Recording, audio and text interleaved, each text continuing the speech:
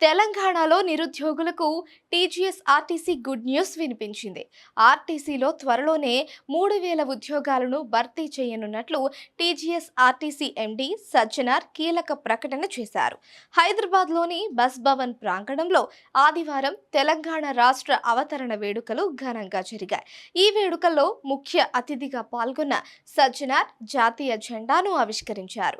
తెలంగాణ ఉద్యమంలో ప్రాణాలర్పించిన అమరులకు నివాళులర్పించారు. అనంతరం టీజీఎస్ ఆర్టీసీ భద్రతా సిబ్బంది నుంచి గౌరవ వందను స్వీకరించారు. ఈ సందర్భంగా మాట్లాడిన సజ్జనార్ గత 2 ఏళ్లలో 1,500 కొత్త డీజిల్ బస్సులను కొనుగోలు చేసి అందుబాటులోకి తీసుకువచ్చామని వివరించారు. మహాలక్ష్మి పథకంతో పెరిగిన రద్దీకి అనుగుణంగా మరొక 2,000 కొత్త డీజిల్ 990 ఎలక్ట్రిక్ బస్సులను దశల వారీగా వాడకంలోకి తీసుకురావాలని యాజమాన్యం నిర్ణయించిందని తెలిపారు. డీజిల్ ఎలక్ట్రిక్ బస్సులను కలుపుకొని మొత్తంగా 2,990 కొత్త బస్సులు త్వరలోనే అందుబాటులోకి వస్తాయన్నారు. కొత్త బస్సులకు అనుగుణంగా 3,000 ఉద్యోగాలను భర్తీ చేయాలని టీజీఎస్ ఆర్టీసీ యాజమాన్యం నిర్ణయించిందని తెలిపారు. ప్రభుత్వ అనుమతితో వాటిని వీలైనంత త్వరగా భర్తీ చేస్తామని వెల్లడించారు.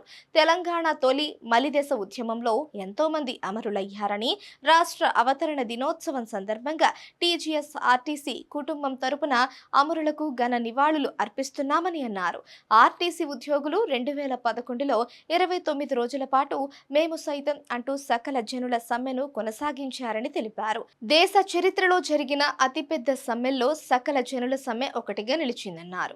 ఈ సమ్మెలో పెద్ద ఎత్తున 56,604 మంది ఆర్టీసీ ఉద్యోగులు పాల్గొని స్వరాష్ట్ర సాధనకు నిర్విరామంగా కృషి చేశారని తెలిపారు. తెలంగాణ ఉద్యమంలో ఆర్టీసీ ఉద్యోగుల పాత్ర చరిత్రలో నిలిచిపోయిందన్నారు.